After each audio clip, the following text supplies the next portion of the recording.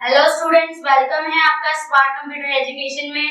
और आज के हमारे इस फंक्शन का नेम है फाइनेंशियल फंक्शन। फाइनेंशियल फंक्शन ना आपके जो भी फाइनेंस से रिलेटेड चीजें होती हैं उन सभी को आपका सॉल्व करता है। इसमें कई सारे ऑप्शंस होते हैं, तो वन बाय वन हम कवर कर लेते हैं अपने सारे फंक्शंस को। हम आ चुके हैं अपनी कंप्यूटर स्क्रीन पर। हम सीख रहे हैं फाइनेंशियल फंक्शन। फाइनेंशियल फंक्शंस जो यूज होते हैं वो हमारा किसी फाइनेंशियली मतलब हमारा कोई फाइनेंशियली डेटा का रिजल्ट शो करने के लिए होता है। फॉर एग्जाम्पल, आपने कोई पॉलिसी करवाई तो पॉलिसी कितने महीने की कब है, आपको कितना रिटर्न मिलेगा, वो फाइनेंशियल में आता है। उसके अलावा आपने कोई फ़ोन खरीदा, EMI आपको निकालनी है मंथली, तो वो आपका फाइनेंशियल फंक्शन है। पैसों के लेन देन से रिलेटेड जो भी अंदर जो फंक्शन अप्लाई होते हैं वो हमारे सारे फाइनेंशियल फंक्शंस होते हैं जिनमें हमारे पैसों का लेन देन होता है। ओके, तो सबसे पहला इसमें हमारा DB, डेप्रिसिएशन। डेप्रिसिएशन का यूज किस लिए होता है? देखो, आपके पास अगर कोई फिक्स एसेट है, ओके, जैसे फॉर एग्जाम्पल मेरे पास एक मशीन है, ऑलराइट, तो मशीन है मेरे पास, यहाँ पे मैंने लिखा है ना लाइफ इन ईयर, तो मैंने उसे 5 साल चला लिया, बट राइट नाउ अब आप चाहते हो उसे सेल आउट करना, तो वो आप कितने में बेचोगे? ओके, और अगर वो मशीन बेच रहे हो तो प्रैक्टिकली वो कितना चल सकती है, 1 साल, 2 साल, 3 साल, जितना भी, तो वो आपको निकालना है कि कितना कॉस्ट उसका रखना है आपको, जितने में आपका भी नुकसान ना हो और सामने वाले का भी नुकसान ना हो। चलते अपनी एक्सेल की शीट पर। यहाँ मुझे थोड़ा डेटा बनाना है। डेटा मैं कॉपी भी कर सकती हूँ और बना भी सकती हूँ।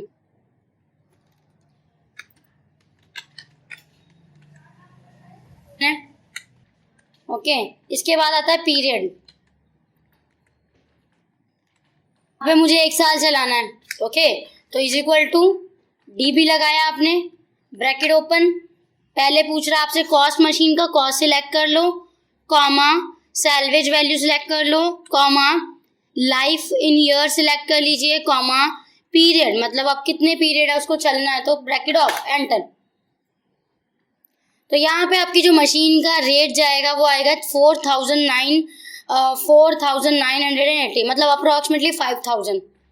ओके, मतलब 5 साल उस मशीन को चलाने के बाद उसमें एडिशनली 2,000 लगाने के बाद आपको जो कॉस्ट रखना है वो 5,000 रखना है। फॉर एग्जाम्पल एक स्कूटी ले लेते हैं, तो स्कूटी उसको आपने चलाई है, उसमें मशीनें खराब हो गई या कुछ भी हो गई, उसमें आपने नई डलवाई है, जैसे भी आपने रखी है, तो वो 1 साल, 2 साल, 5 साल, पर फिर भी एक मशीन का अगर हम नॉर्मली उठा के मशीन की ज़्यादा से ज़्यादा वैल्यू आप अगर आपने 15,000 का कोई फ़ोन भी खरीदा है ना, तो वो 4 साल, 5 साल तक तो इतना हो जाता है कि जनरेशन गैप भी हो जाता है, कई सारे नए चेंजेस भी आते हैं, और वो पुराना मॉडल फिर जब आप बेचने जाते हो तो फिर उसके अकॉर्डिंग ही आपको प्राइस देना पड़ता है।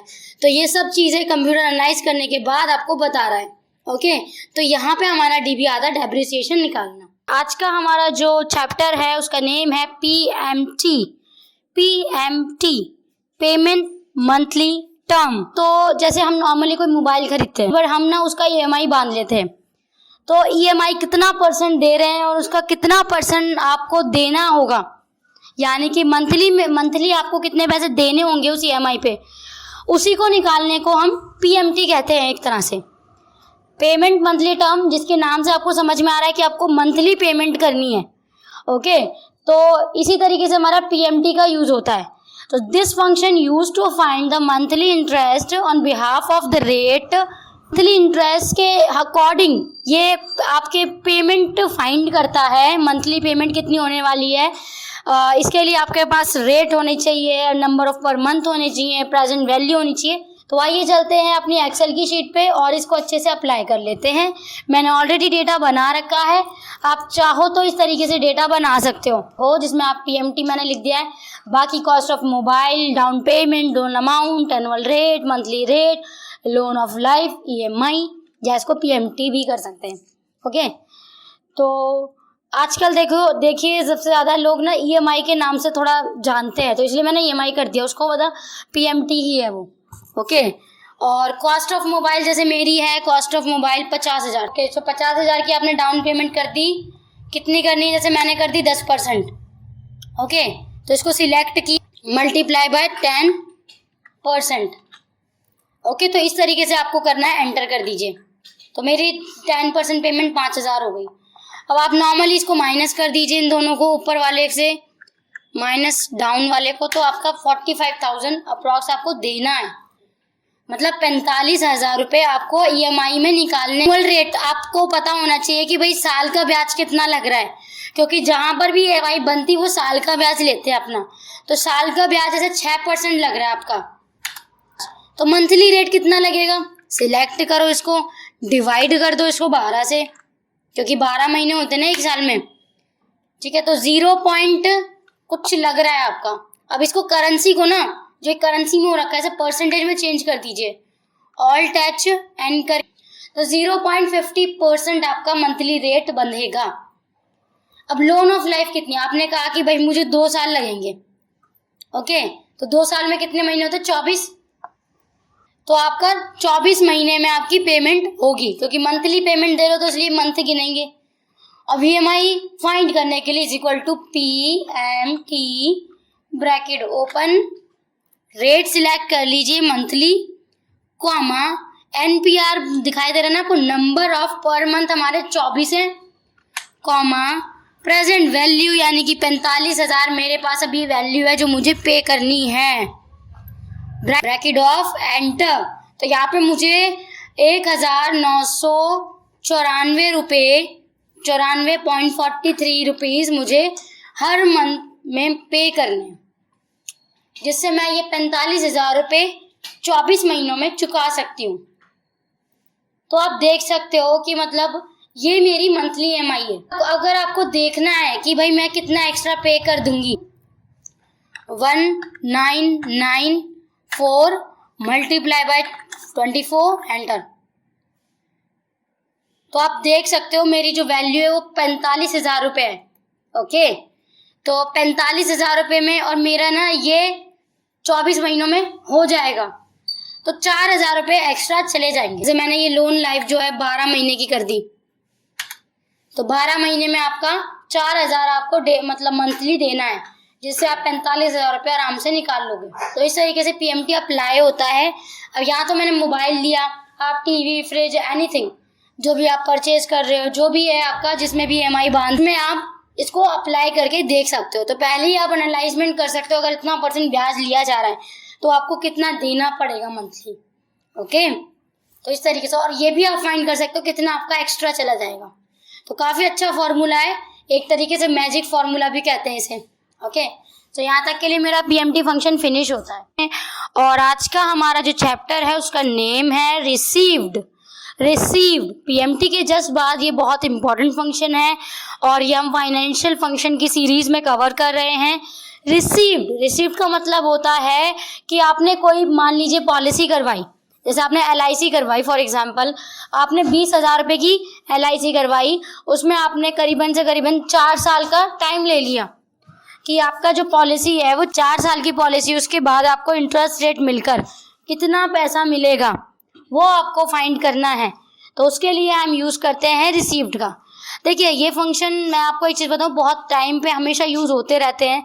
कहीं पर भी आप किसी को पैसा अगर दे रहे हो फाइनेंशियली, तो उसके लिए भी बहुत सही है ये, है ना, कि आपको कितना इन रिटर्न ऑफ दैट मिलेगा।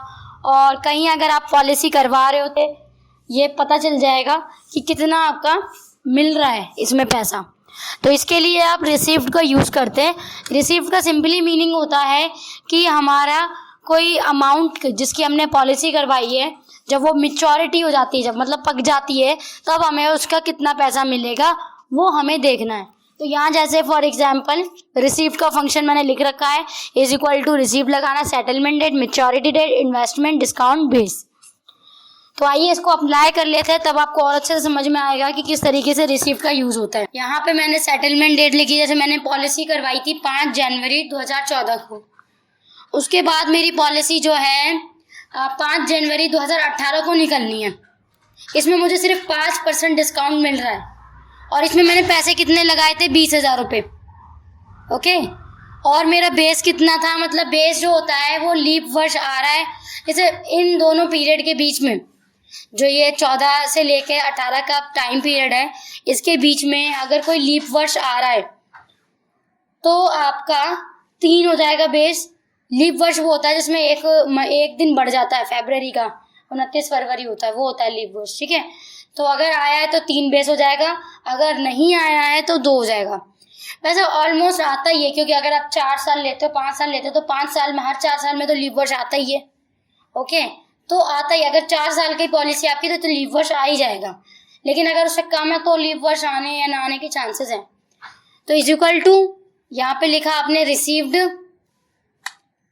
उसके बाद यहाँ पूछ रहा है सेटलमेंट डेट, यहाँ रही आपकी सेटलमेंट डेट, मैच्योरिटी डेट ये रही मेरी, कॉमा इन्वेस्टमेंट मेरी ये रही इन्वेस्टमेंट, कॉमा डिस्काउंट ये रहा मेरा डिस्काउंट, कॉमा इसके बाद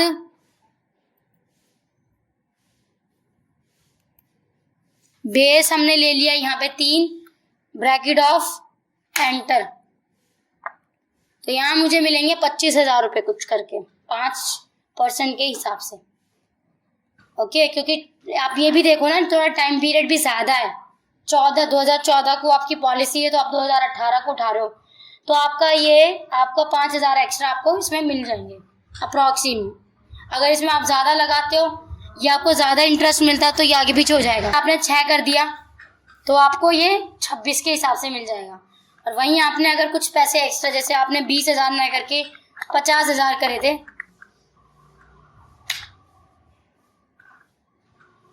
तो आपको 65,000 मिल जाएगा। ओके, मतलब आपको ज़्यादा पैसों में ज़्यादा मुनाफा हो रहा है, 15,000 रुपये का मुनाफा हो रहा है 50 में। ओके, जितने ज़्यादा पैसे, इनका ये भी कहना है कि जितने ज़्यादा पैसे होते हैं उतना ज़्यादा मुनाफा होता है, देख लीजिए आप। तो यहाँ तक के लिए हमारा, और आज का हमारा चैप्टर है टेबल प्राइस। टेबल प्राइस देखिए, जैसा रिसीव आपने किया था, रिसीव ने क्या किया था, आपने एक पॉलिसी करवाई, उसको 4-5 साल के बाद जब भी निकाला तब आपको रिटर्न ऑफ इन्वेस्टमेंट मिला, मतलब पैसे मिले। लेकिन टेबल प्राइस में उसका उल्टा होता है। टेबल प्राइस का यूज बैंक में किया जाता है। मान लीजिए नॉर्मल सा छोटा अमाउंट लेता है 100 रुपये, बैंक जो अपना कैलकुलेशन है वो 100 रुपये के हिसाब से करता है सेविंग अकाउंट में। तो 100 रुपये है, जब आपने बैंक में 100 रुपये रखे सेविंग अकाउंट में, तो कभी भी वो 100 रुपये आपको इन रिटर्न 100 रुपये नहीं मिलते। 94 हो जाते हैं, 95 हो जाते हैं, 96 हो जाते हैं, लेकिन कभी भी आपके 100 to 100 नहीं होता अकाउंट बैंक में। अब मान लीजिए 1,000 रुपये है, 1,000 रुपये में भी आपके जो पैसे रहेंगे वो 994, 995, मतलब कुछ पैसे, कुछ परसेंट काटते हैं। तो टेबल प्राइस में कितने पैसे आपके कट रहे हैं बैंक में 100 के हिसाब से, वो फाइंड करते हैं। ओके, मतलब आपके पैसे कटना, आपको कितना पैसा देना पड़ेगा बैंक को, चाहे 1 रुपये 2 रुपये, कितना आपका बैंक काटेगा चार्जेस, तो वो आपको फाइंड करना है टेबल प्राइस में। तो टेबल प्राइस थोड़ा सा उल्टा होता है रिसीव्ड का, एक बार ध्यान रख लीजिएगा। रिसीव्ड आपको पैसे देता है, टेबल प्राइस आपसे लेता है। ओके, टेबल प्राइस के लिए इस तरीके से आपके पास टेबल होनी चाहिए। और चलते हैं अपनी एक्सेल की शीट पे, इसको अप्लाई कर लेते हैं। देखिए, मैंने ऑलरेडी डेटा बना रखा है टेबल प्राइस का। यहाँ बैंक की अपनी एक कंडीशन होती है, जब आप बैंक में अकाउंट खोलते हो तो आप में से कई लोग ऐसे होते हैं जो उनकी शर्तें, उनके रूल्स एंड रेगुलेशन नहीं पढ़ते हैं। बट मैं आपको एक चीज़ बताऊं, तो जब आप प्राइवेट बैंक में खोल रहे हो ना, तब तो आप उनके रूल्स एंड रेगुलेशन पढ़। तो सेटलमेंट डेट आपकी क्या है, जनवरी की रहती है। अगर आपने जनवरी में 5 जनवरी को पैसे डाले, और तो आपका क्या है, जनवरी से लेके दिसंबर तक का है। हर बैंक का ईयरली हिसाब से होता है, लेकिन कुछ बैंक्स ऐसे होते हैं जो अपना 2 ईयर या 6 मंथ का भी कर लेते हैं। तो आपको, वही मैं कह रही हूँ ना, कंडीशन के हिसाब से पता होना चाहिए। जैसे मेरा अभी 1 ईयर का ले लेते हैं, है ना। टेबल प्राइस लगाया, टैप करा, सेटलमेंट डेट पे जाते हैं भाई हम, कॉमा मैच्योरिटी पे चलते हैं, कॉमा डिस्काउंट पे चलते हैं, ब्रैकेट ऑफ एंटर। 6% डिस्काउंट काटने के बाद आपका 94 आपको मिलेगा। समझ में आ गया ना आपको, 94 आपका 100 रुपये में से आपको मिलेगा। आप ये मत सोचिएगा कि मैम हमने 100 रुपये तो कहीं लिखे ही नहीं। तो मैंने क्या कहा आपको, बैंक की कंडीशन के हिसाब से हम 100 का प्राइस मिनिमम से मिनिमम 100 रुपये ही तो रखते हैं ना बैंक में। अब ये थोड़ी ना 5 रुपये जाके बैंक में रख दो, मिनिमम से मिनिमम 100 रुपये जाते हैं ना बैंक में। तो बैंक में अब तो आज की डेट में 1,000 रुपये हो गए, है ना। 1,000 आपको मेंटेन करने ज़रूरी हैं। बाकी हम क्या है, 100 रुपये के हिसाब से आपका बैंक काटता है पैसे। तो यहाँ पे आप इस चीज़ को ध्यान रखिएगा। टेबल प्राइस रिसीव के थोड़ा अपोजिट है, और इस तरीके से हम टेबल प्राइस निकालते हैं। तो यहाँ तक के लिए आपको क्लियर है टेबल फॉरकास्ट आज का हमारा जो चैप्टर है, जिसमें हम पढ़ेंगे कि फॉरकास्ट क्या होता है, इसको कैसे अप्लाई करते हैं अपने डेटा पे, so on and so fourth.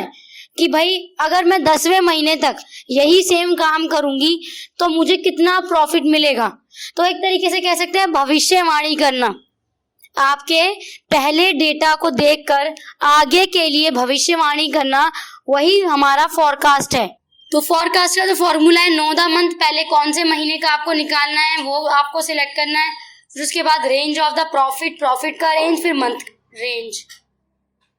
तो यहाँ पे मेरे पास 5 महीने हैं, इज इक्वल टू फॉरकास्ट लगाया। सबसे पहले know the month of, comma, profit को सिलेक्ट करना है, कॉमा, जो हमारे मंथ हैं उनको सिलेक्ट करना है, ब्रैकेट ऑफ, एंटर।